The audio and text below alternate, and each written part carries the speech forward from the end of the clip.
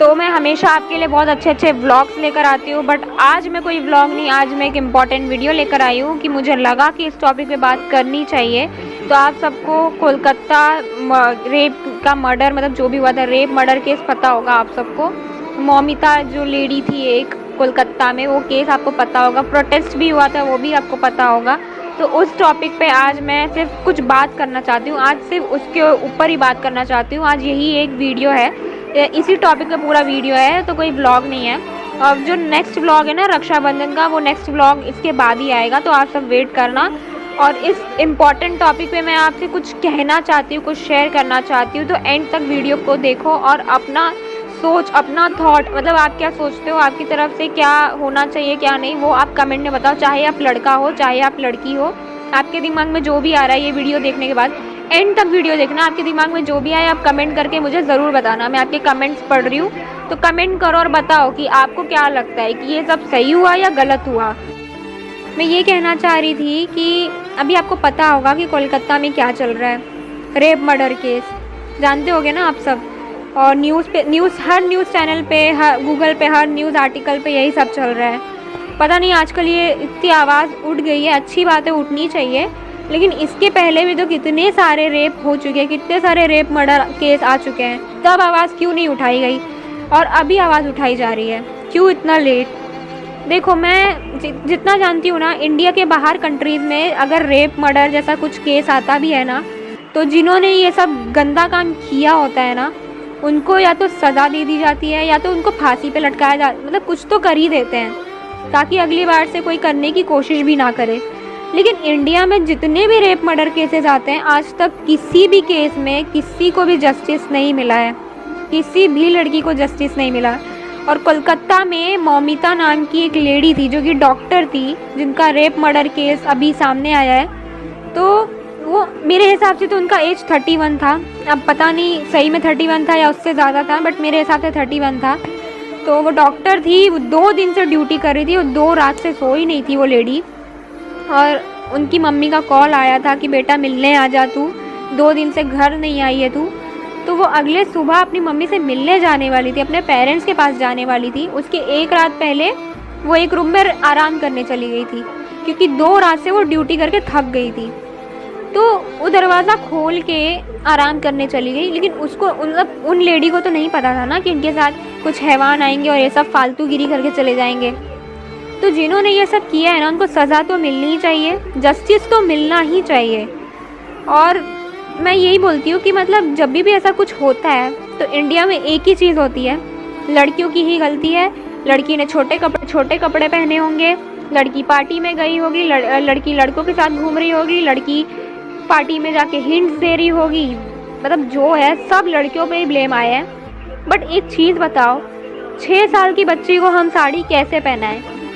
मतलब 6 साल की बच्ची, मैं इसलिए कह रही हूँ, आप समझ गए होंगे मैं क्या कहना चाह रही हूँ। जी हाँ, 6 साल की बच्ची, ऐसे भी केसेस आते हैं। और 6 साल तो छोड़ ही दो, 6 महीने की बच्ची के साथ भी ऐसा होता है। 6 महीने की बच्ची जिसने दुनिया भी नहीं देखी होगी, उसके साथ भी ये सब होता है, ऐसे भी केसेस आते हैं। अब आप खुद ही बोलो, ये सब सुन के आपको अच्छा लग रहा है? नहीं ना, मुझे बोलने में भी अच्छा नहीं लग रहा है, बट मैं फिर भी बोल रही हूँ क्योंकि ये टॉपिक इम्पॉर्टेंट है और इस पे काम होना चाहिए। इंडिया में जस्टिस मिलने में इतना लेट क्यों हो रहा है मुझे नहीं पता, क्योंकि सबसे ज़्यादा रेप मर्डर केस इंडिया में ही पाए जाते हैं। लेकिन इंडिया के बाहर भी अगर ऐसा कुछ होता है ना, तो फांसी पे लटका दिया जाता है। लेकिन इंडिया में सज़ा तो छोड़ ही दो, यहाँ जस्टिस तक नहीं मिलता है किसी भी केस में। यहाँ तक कि रेप मर्डर केस पे ज़्यादा आवाज़ भी नहीं उठाई जाती है। पता नहीं, इस बार तो उठ भी गई है, अच्छी बात है, उठनी चाहिए। कोलकाता में उठ गई है, अच्छी बात है। प्रोटेस्ट भी हो रहा था, मैंने न्यूज़ में देखा था, और रील्स भी आजकल वायरल हो रही है प्रोटेस्ट से रिलेटेड।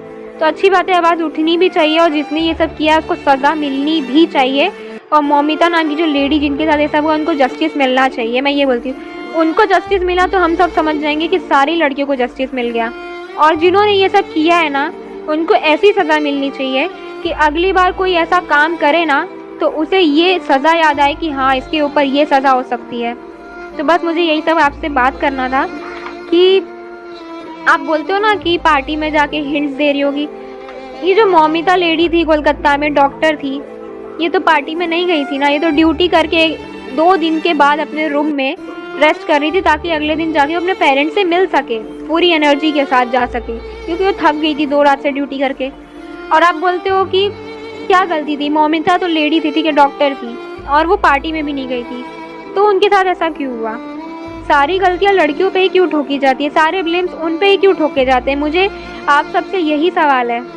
ठीक है, लड़कियों को थोड़ा लिमिट्स में रहना चाहिए, लेकिन आप लड़कों को ये, अपने बेटों को क्यों नहीं ये समझाते हैं कि उनको एक औरत को कैसे इज्जत देनी चाहिए और बुरी नज़र से नहीं देखना चाहिए। लड़कियों को सब ज्ञान देते हैं, मतलब ब्लेम ठोकते हैं, पर अपने बेटों को, अपने लड़कों को आप कुछ क्यों नहीं सिखाते? लड़कियां रात को बाहर जाए तो आप उससे सवालों की बारिश कर देते हो, लेकिन आपका बेटा घर से बाहर जाए तो आप क्या बोलते हो? हाँ हाँ जा जा बेटा, और जल्दी रात को घर आ जाना, खाना खा लेना याद से। मतलब क्या है ये, है ना? तो मैं बस यही बोलना चाहती हूँ कि हर बार लड़कियों की गलती नहीं होती है। और मैं एक ही चीज़ बोलना चाहूँगी, आज राखी का दिन है, तो हर एक बहन जो अपने भाई को राखी बांधेगी वो अपने भाई से एक गिफ्ट ले या ना ले, लेकिन एक प्रॉमिस अपने भाई से ज़रूर ले कि वो, उसका भाई किसी भी लड़की को बुरी नज़र से कभी ना देखे, कि उसका भाई कभी भी किसी लड़की के साथ कुछ गलत ना करे, किसी लड़की को गलत नज़र से ना देखे। मतलब कैसे रिस्पेक्ट करनी चाहिए वो उसको आना चाहिए। तो ये प्रॉमिस आप अपने भाई से राखी के दिन लो। मेरा तो यही रिक्वेस्ट है। मैं एक ही चीज़ रिपीट करना चाहूँगी, ठीक है, 1 मिनट, एक ही चीज़ रिपीट करना चाहूँगी कि अगर आप लड़कियों को, अपने घर की बेटियों को लिमिट सिखा रहे हो, ठीक है, अच्छी बात है, सिखाओ कि मतलब तुम ऐसे कपड़े मत पहनो, तुम वहाँ मत जाओ, तुम उससे बात मत करो, तुम ये मत करो, तुम वो मत करो। तो अपने बेटों को, अपने घर के लड़कों को भी थोड़ा सा सिखाओ कि कैसे लड़कियों के साथ रहा जाता है, कैसे बिहेव किया जाता है, कैसे ट्रीट किया जाता है और गंदी नज़र से नहीं देखा जाता है, रिस्पेक्ट किया जाता है। क्योंकि अगर आप किसी लड़की के साथ कुछ भी गलत कर रहे हो तो वो लड़की भी किसी घर की बेटी है, ठीक है। तो जो कोलकाता में हुआ है वो इंडिया के हर स्टेट में हुआ होगा, लेकिन कभी किसी ने आवाज़ नहीं उठाई, कभी जस्टिस किसी को नहीं मिला है।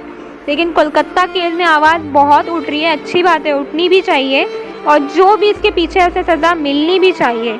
लेकिन पहले आवाज़ क्यों नहीं उठी ये मुझे नहीं पता, लेकिन अब तो जस्टिस इंडिया में मिलना ही चाहिए और एक सज़ा तय होनी चाहिए इस चीज़ के लिए, ताकि ये अगली बार से रिपीट ना हो, किसी भी लड़की के साथ ना हो। मुझे आप सबसे इसी टॉपिक पे थोड़ी सी बात करनी थी, इसलिए मैं आई थी ये वीडियो लेके। तो मैं मिलती हूँ आपसे नेक्स्ट वीडियो में। नेक्स्ट वीडियो यानी कि व्लॉग होगा रक्षाबंधन का, तो आप वेट करना, ठीक है। ये देखो यहाँ पे मेरा भाई खड़ा है हाँ, रक्षाबंधन का व्लॉग आएगा तो आप वेट करना, और व्लॉग में बहुत मज़ा आएगा, ठीक है। तो अगला व्लॉग रक्षाबंधन पे होगा। मैं मिलती हूँ आपसे नेक्स्ट वीडियो में, तब तक चैनल को सब्सक्राइब कर दो और इस वीडियो पे लाइक कर दो, और कमेंट में बताओ आपकी क्या राय है, आप क्या सोचते हो इस बारे में। चाहे आप लड़का ही क्यों ना हो, लड़की ही क्यों ना हो, कोई भी हो, कमेंट करो, आपका सोच क्या है, आपकी थॉट क्या है इस बारे में, ठीक है। कमेंट करके बताना, और मैं आपके कमेंट्स का वेट कर रही हूँ, कमेंट करना। मैं मिलती हूँ आपसे नेक्स्ट वीडियो में। Love you all. मुबारक हो, बेटी हुई है। मैंने कहा था ना, मुझे बेटा चाहिए। मुझसे कोई उम्मीद मत मानना कि मैं तुम्हें और इस बोझ को यहाँ पालूंगा, और अगर कोई उम्मीद है भी उसे भी खत्म कर देता हूँ। उल्टे कदमों चली जाओ अपने माँ बाप के घर। मैं तुम्हें तलाक देता हूँ, तलाक देता हूँ, तलाक देता हूँ।